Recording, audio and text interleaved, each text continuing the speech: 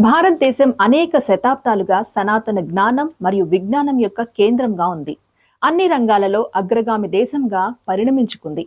ప్రత్యేకించి సనాతన హైందవ శాస్త్రవేత్తలు తమ కృషి మరియు ఆవిష్కరణల ద్వారా విశ్వానికి ఒక కొత్త వెలుగును చూపించారనే చెప్పవచ్చు.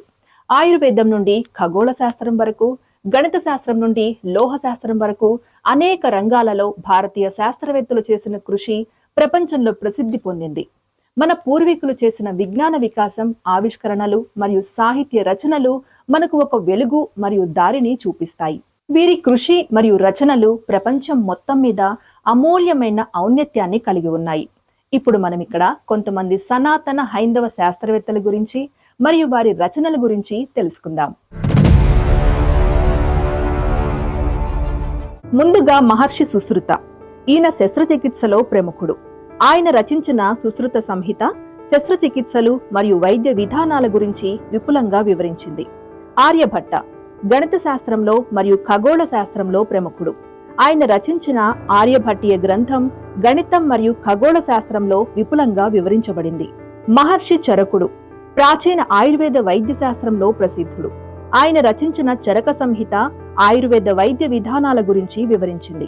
కన్నడ మహర్షి రసాయన శాస్త్రంలో ప్రముఖుడు. ఆయన పరమాణు సిద్ధాంతం యొక్క సృష్టికర్త.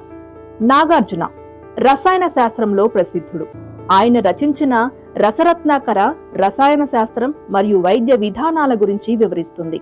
భాస్కరాచార్య గణిత శాస్త్రంలో ప్రసిద్ధుడు. ఆయన రచించిన లీలావతి మరియు సిద్ధాంత శిరోమణి గణితం మరియు ఖగోళ శాస్త్రంలో విపులంగా వివరించబడ్డాయి. వరాహమిహిరుడు ఖగోళ శాస్త్రంలో మరియు జ్యోతిష్య శాస్త్రంలో ప్రసిద్ధుడు. ఆయన రచించిన బృహత్ సంహిత ఖగోళ శాస్త్రం మరియు జ్యోతిష్య శాస్త్రంలో విపులంగా వివరిస్తుంది. పాణిని ప్రసిద్ధ వ్యాకరణ శాస్త్రజ్ఞుడు. ఆయన రచించిన అష్టాధ్యాయి సంస్కృత వ్యాకరణంలో విపులంగా వివరించబడ్డది. శ్రీధర ఆచార్య గణిత శాస్త్రంలో ప్రసిద్ధుడు. ఆయన రచించిన గణిత సార సంగ్రహం గణిత శాస్త్రంలో విపులంగా వివరించబడింది.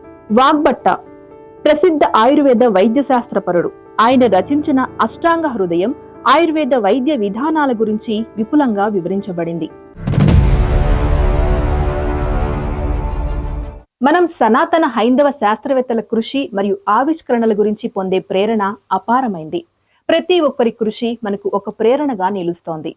వారి పరిశోధనలు, సిద్ధాంతాలు, సాహిత్య రచనలు మన విజ్ఞాన ప్రపంచానికి ఒక వెలుగుదారిని చూపిస్తూ ప్రస్తుత సాంకేతిక యుగంలో కూడా ఆవశ్యకమైన మార్గదర్శకంగా మారుతున్నాయి.